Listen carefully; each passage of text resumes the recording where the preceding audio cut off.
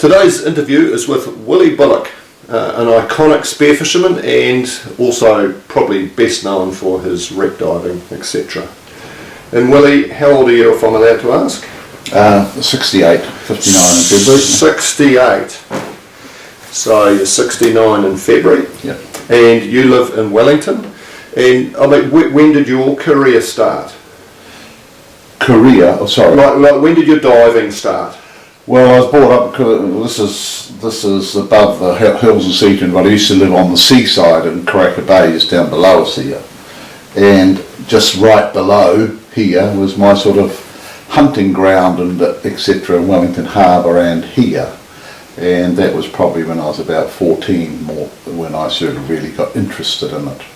I'd always been diving probably from the age of 12, and often people would come and knock on the door and ask me to get them a sack of pawas from out the front or kinner and pay me $1 or 10 shillings or whatever it was, what it was then, yeah. So you could get a sack of pawas here, no problem? Oh yes, yeah. Yeah. I end up being in the same places now, and I don't believe they've been fished out, but I believe they've sort of been muffed out, I suppose, by the Hutt River coming down and putting silt all over the bottom of the harbour, and I think it's just a continuing thing. Yeah. So silt, you think, is a big issue in today's environment? Well, I think it certainly covered up old diving spots where paua used to grow. Now the rocks are not even there because they're buried in silt. Oh, really? So paua can't live. But presumably paua just move on and go somewhere else. Yeah, you know. Yeah. And like, did you get paua a reasonable way up into the harbour here? Oh yes, regularly. Yeah, I mean all the time. They're always there. In the harbour, right? Yeah. Outside the house we lived. Yeah. Is that right? And you could shoot good fish there? A few butterfish on the points. But the best fishing was here, Barrett's Reef and these points here. But just down here, of course, it was walkable access. At Barrett's Reef we needed a boat, and 50 years ago there weren't that many boats. It was like luxury to own one. I suppose, yeah. We had little dinghies and stuff. Yeah, which a dinghy would have been suffice for a lot of us here. Yeah. But for those that don't know, behind us here is Barrett's Reef, which is famous for the Wahine disaster. So that's what you're talking about, where you did a lot of your diving. It's right there. And there's still some of the wreckage there of the Wahine on it, isn't there? Well, it came in on the south end of Barrett's Reef and grounded, and it took out a propeller shaft and a propeller. Yeah. Soon after, the propeller was recovered, but I haven't seen it for about 10 or 15 years, but the shaft will still be there on the reef. Right. And then it drifted up the harbour and sank just out here, not far from the light that you might be able to see over that way. Yeah. And but they dredged it. They cut it up and dredged the area, but I still believe there'll be stuff there, but I haven't been back to have a look. And the one thing, when I was here last night, I came and visited Willy last night to talk about this. You've got a cannon out here, and that came from across. Yeah, that came from a wreck called the Halcyon, which was an immigrant sailing ship, a steel boat, and it's about a kilometre further round going east of Pencarrow Light. And we had some nice bits off that, and there was a cannon being rolling around. Right. Sorry about that. That's all right. That's all right. So you salvaged that? Garth. Oh, is it? It's another old diver, or no, he's not old diver, but another diver, Garth McIntyre. So yeah, I mean, your house is a treasure trove of your life and what you've found. And you dive with Kelly Tarleton, people like that. And you've done all sorts. I mean, I sort of got interested in wrecks with Malcolm Blair, just locally here on Barrett's Reef, just there. The Halcyon, as we talked about, and a few others that were local, and the Devon is under the Pencarrow Light, which was just a steamship with a lot of scrap on it. And I kept all my little souvenir-y bits, and Kelly came, probably around about 1970, or might have been 68 or something like that. He came to my house to look at my stuff, and then started taking a few bits back for his museum, and that's how we sort of got to know each other. Then I started working for him in the summer seasons when he was doing the Tasmania or other trips, So the Tasmania is the one up off Mahia? Yeah. And that's the one with the Rothschild Correct. jewels. Rothschild jewels, yeah, that they got lost. So we were watching a little bit of footage about that last night, and you were talking about how you guys found it and salvaged that, and then you got a lot of rings and gold bracelets and all sorts of. Yeah. I mean, it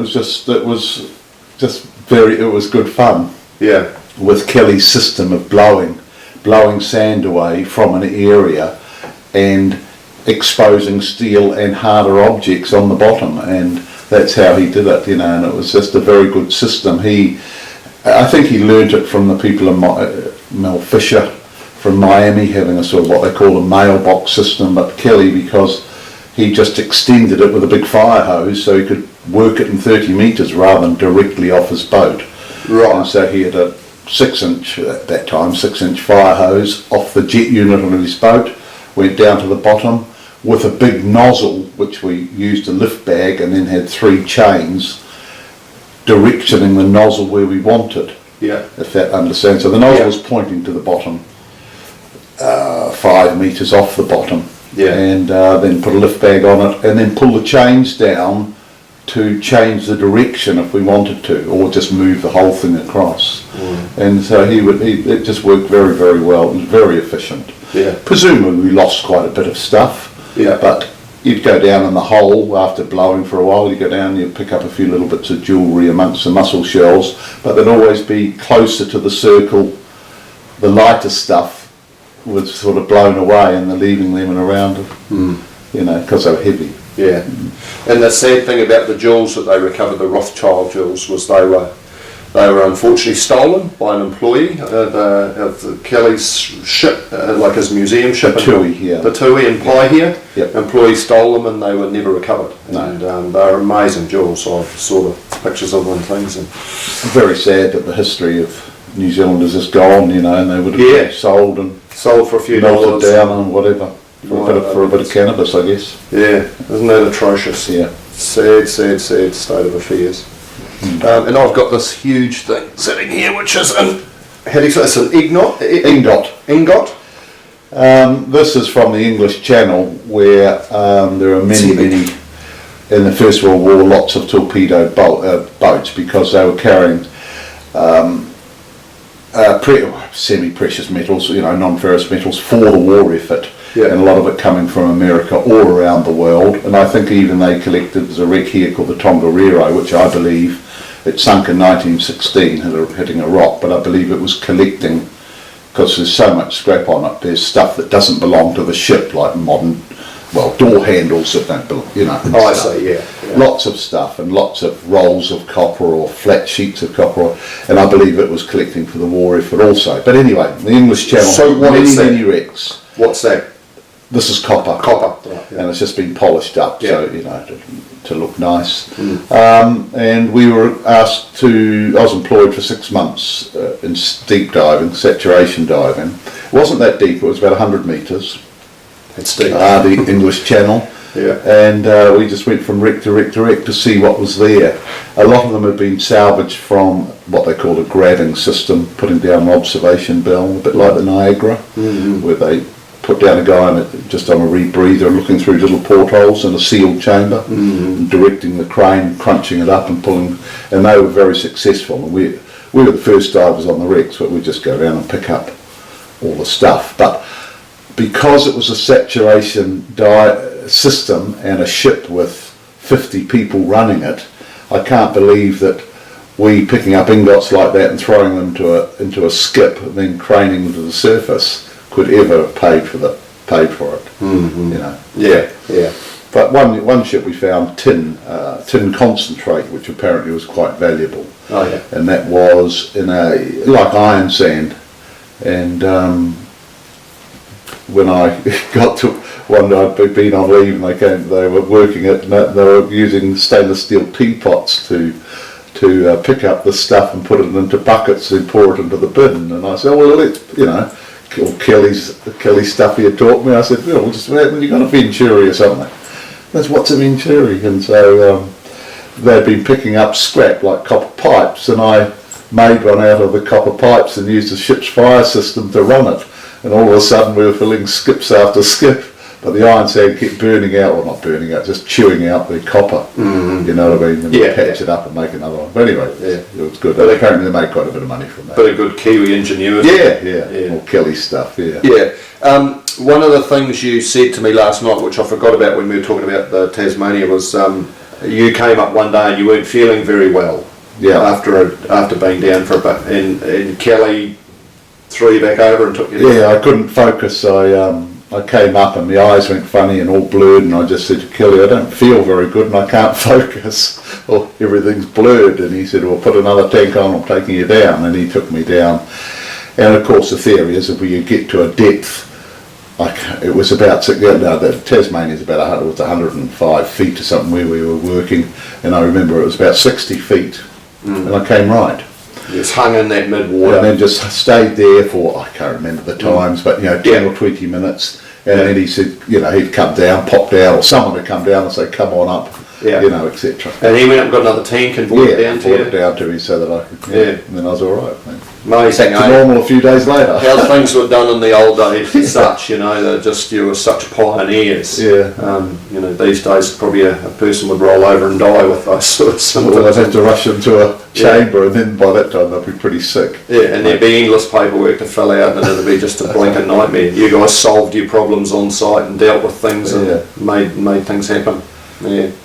And the King's diving you did on the Illigamite and things like that, you found a bit of stuff up there, and that was pretty exciting. Yeah, unfortunately that was all part of the stolen stuff. Cause, was that was as well? Yeah. Not so much as far as I know, because I know Kelly sold a lot of the silver. Yeah. To pay for some of the trips, etc. But he kept all the sovereigns, and on that couple of trips, I was working overseas, and I came back for the summer season here. The Illigamite, and we found about 120 half sovereigns. Yeah. And I understand they were all stolen with the jewellery. So half sovereign is gold. Yeah. Right. Yeah. And how many did you say? 120. I think it was about 120 on that trip. Wow. And lots of, I've got photos somewhere of a trampoline just covered in silver. Yeah. So they were great days. Yes. They were an era that the new era, like this era in the future, we'll never ever see again. No. Incredible adventures and exploring, and as I say, your house is a sort of a treasure trove of your life, and it's still very exciting using Venturis on the wrecks, but of course the laws say we're not allowed to. Right, yeah. Or we've got to be very, not careful, but depending on the age of the ship. Yes, yeah. And if it's, pre-1900, we're not allowed to touch it. Yeah. So say that the Tasmania, would that be one of your greatest finds, with you and Kelly, in your career, with what you've found? Personally, no. Yeah. But very, very exciting, and it was just Kelly was just an amazing person to work for, and as a leader he was fantastic. And it was just a pleasure to be with him, Yeah. And people said, didn't you pocket anything, and I never did, because he was such a honest, nice man, great, and everyone said, you silly man, you should have taken something, but of course I never did, No. And wouldn't, and still wouldn't. No. Well, that's why you're such a well-respected guy within the dive fraternity and things like that. It's those are short-term gains, aren't they? Yeah. Long-term, you want to be around and have people wanting you to do stuff with them forever, ever and a day. You want Not many people ask me these days to do anything. Oh, I don't believe that. Hopefully you're coming away on a trip with me next year. Yeah. Just so you know, this interview we are September 2016, so... Oh, right, yeah. Yeah, just to put perspective on it. Yeah. And what about your spearfishing side of your life? You've obviously done a lot of spearfishing. I've spearfished with you, and I was amazed at how good you are. So obviously you put a bit of time and effort into that as well. Well, I'm very lazy, I'm afraid. And I have to say, some of the older people have really kept up and seem to have improved. And I seem to have dropped off, and I'm not so sure. I think he's being a bit modest there. you know, of course it's nice to go away with you in clean water and you know, then I can get to my maybe touch 20 metres or something, you know, but other than that it's, you know, 10 metre diving around here for butterfish, crayfish and parrot. Still where all the good fish are, I say 10 metres and above. The deep stuff often doesn't have the rewards you think you're going to get. Yeah, and when you talk about snapper snooping a Great Barrier and a few metres of water, that's my type of stuff. Oh, that's the stuff I love too. Yeah. Is there a particular fish that's your most memorable fish? Is there something you've speared that is, you know, is big, or a particular species or something that sticks to mind, or a couple of them? No, not really at all, really. You know, it's probably, you know, I think that one year at the National Champs, I shot a fish called a pico or something. Yeah. And which is a surgeon fish, a tropical surgeon fish. Yeah. Yeah, and it was, I shot it, saw it, and then I thought later I saw another one. I don't know, a poor little thing. And I've always thought about they live in pairs, you know, seem to. And well, they actually live in big schools when you see them on the reef, don't they? Yeah. And that was at Wongaparara, I think, out of that island off Stevens. Oh no, you're talking about Wongarai. And Stevens Island. Stevenson's, yeah. And then was it Stevenson's or the pinny out the back? No, I think it was on Stevenson. Because I photographed one on the pinny out the back, the Ruahine Shoal. I've got some beautiful footage and photos of one out there. Oh right. Yeah, and I think somebody spared him after that. I shot one too in a competition. They had them on the list, and I found one on the Bay of Islands and got one. So you're not the only one to feel bad about taking one, but I did feel a little bit bad about it. But yeah, as we get older, you don't need to shoot them. Yeah. No, but I think it's a tropical visitor that you know they'll still continue to come. We'll see the odd one here and there because they're plentiful in the tropics. So, yeah. But and you've done a lot of cray diving, obviously too. Yeah, yes, you know, but too many crays in the early days, really. Yeah. But it's still good here. You know, you can still go out and snorkel a few crays and or get your limited power and stuff. So, but it's interesting. Like people from Wellington that I talk about how lucky we are to have the snapper and things up there, but we think how lucky you are to have the powers here beside the road and crayfish beside the road. That you can. So, you know, every area has its sort of benefits, I believe. Yes, yeah. And Wellington's an amazing spot. I think per head of population, Wellington's probably got more spearfishing than anywhere in New Zealand. It's a little bit, yes, you're right. And I think it's a little bit sad. We've set up a marine reserve from Lyle Bay to the quarry at Ahira Bay. And that reduced our coastline drastically. And so from Lyle Bay to here, to this point here, on a good day, you'll see 100 Spearos out, you know. Right, so there's huge pressure on that this area, as opposed to spread out. So, well, a marine reserve has its benefits. There's the downside as well. Yeah. I know whether it would have been able to be monitored at all, you know, I just wonder if it should have been further out from Ahira Bay going the other way. Yeah.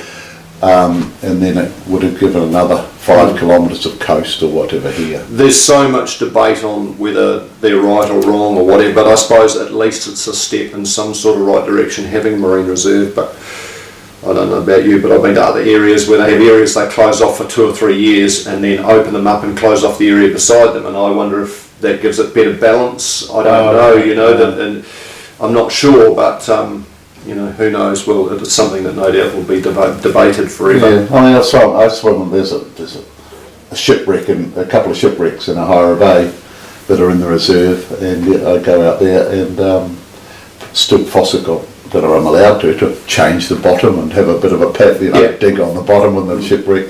But you know, to see the power in the fish, it's just huge. You know, they're just big. It goes back to that. It gives the new diver something to base.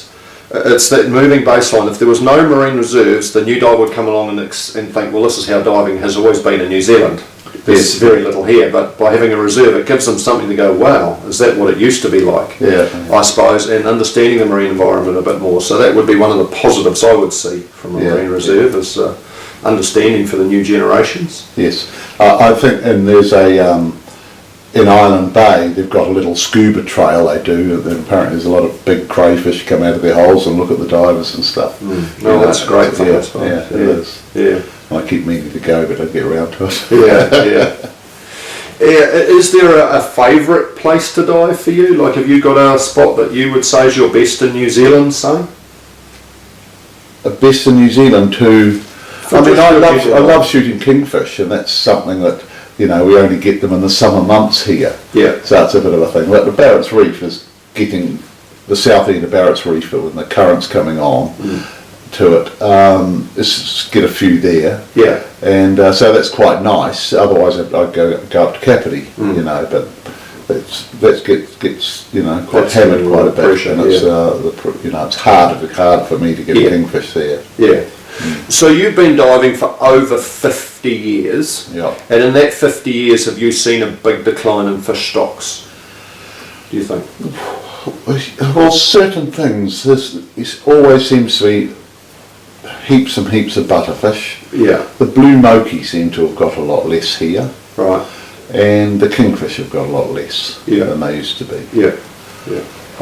The crayfish are, I would say the crayfish are less, but I don't really know, If I'd kept my proper diaries all those 50 years, I'd know where the crayfish are. But, yeah. One of my jobs is, when I'm laid up with my knees, is to get I have got work diaries, and of course I put in, gone diving or whatever. Yeah. And I'll just try and make up a table and see if I can work it out at the end of my life. I'll end up getting to know where they might be. Yeah. I've interviewed other guys that have got the similar sort of system. They've documented crayfish time of year, numbers of crays and things. It's really interesting. Yeah. Certainly to look back on, because you certainly see a pattern to what happened. Yes. When crays did turn up in certain spots and water temperatures were a certain level, and it's very interesting. It's a real science if you really wanted to get into it. Yeah. It's quite neat. So, from here, you are not slowing down at all from a diving perspective. You've got plenty of planned, and things to do. You're building a batch at Mahia, and you're going to be diving out of there. And the diving up there is good. The Tasmania, I don't go to the Tasmania so much because it is owned by Will Coop, and he's trying to work it with Heritage New Zealand, and do the right thing there. And at the moment he's trying to get the propeller off, which is another story.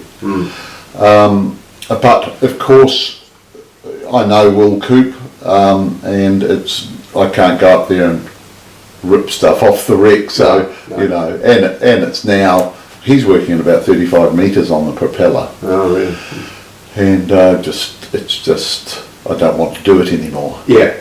And the other wreck is a Tongariro, which is on Bull Rock, which is in 10 metres down to about maybe 20, and it has a lovely lot of fish life on it. You go down, of course we're tank diving on the wreck, and I saw my only groper there that I've ever seen in New Zealand. Really? So you've only seen the one groper harp hooker? And it was inside the hull of the ship. I was underneath, and it was quite dark, and all of a sudden it wasn't very big, but it swam right up to me. So that's amazing, with all that deep wreck diving you've done around New Zealand. That's the only one you've seen. That's incredible. Really. I sort of missed out. I went to the Kings early and all of that, never saw, but of course generally I was with Kelly. I might have gone on one trip for pleasure early on,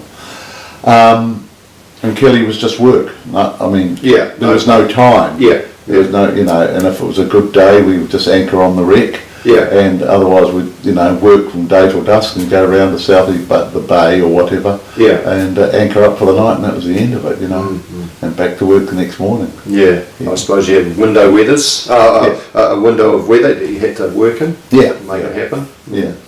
Which is fair enough. Oh, you've had a great life. It's I can see that by just looking around what you've got here and talking to you. And it's been good fun. You're a very rich man for the life you've had. That's the way I would look at it. And so I want my new float, what do you call them, a plaque? The float boats, The float boat to go down here and swim across the bay to that point there, what we call the pinnacles. And whereas good fishing and good everything there. And it's quite a long swim, and of course I do it with my net and float, and it's quite a drag. It'd be a real drag, yeah. And the beauty of the float boats, you can lie on them and swim back on top of it if you want to. Yeah, support yourself out of the water. So. Anyway, that's the interview with Willy, and he's been one of our real iconic divers, a very modest diver that probably a lot of you don't know about, you younger divers, but Willy's one of the true legends that I've ever had been fortunate enough to go diving with and learn things from. So I doubt that. Oh no, I think you guys underestimate. You were the pioneers, and what us young guys learn from you. You don't sort of realise sometimes what we pick up. So. It's been a pleasure to be able to do this with you. And you learned everything from your father. Oh, I learned a bit from Dad, but like to be a good diver, you've got to take a little bit from all sorts of people, because everybody that you sort of come across has got a little different skill that Dad didn't have, or that I haven't got, or that you haven't got. And if you can gather all those little skills and put them together, you can learn a lot from it. Yeah. I mean, my path was as a competitive spearfisherman more so, and now an underwater cameraman and whatnot, than a wreck diver. I've never done that, so I love hearing these stories, because I went through the digging bottles era with Dad, and so that's a similar sort of thing, but on land. So I love to hear what you guys have done, but some of it sounds pretty out there with how you did it, and with the limited resources available in those days. Yeah. Now, where nobody's really ever far from anywhere. It's a small planet these days with phones and technology, and you guys are on your own. Yeah, it sure is. Yeah. Yeah. It's one of the most memorable divers. Somebody, I was working out of Singapore, and somebody came up and said, "Do you want to go for a trip and dive a wreck called the Repulse, which is in the South China Sea?" And it is one of two huge battleships, built in, I think it was built during the First World War. It had a refit in the 30s. And in the Second World War, it and another boat called the Prince of Wales was steaming down to Singapore to protect Singapore. And the Japanese caught them, and it was unheard of for the Japanese planes to fly so far out to sea with torpedoes, and sunk them both. Oh, really? And the Repulse lies in about 180 feet to the sand, and the Prince of Wales, I think, is about 240 feet to the sand. And it was just an incredible, it was 30 metre viz, and it was just fish all over it, and it's this huge boat, Yeah. I think we did 4 days on it, and I never saw one end to the other. Really? I mean, I just went to certain spots and to see what was there, and it was just that was a lovely dive. Yeah. As I say, a very, very rich man for the life he's lived and the adventures he's had. That's the way I see it. And I don't mean financially, I don't know whether you are or not, but I think your life you've lived, it makes you a rich man in my eyes. Thank you. So thank you, Willy, and thank you very much. Pleasure. A pleasure, yeah.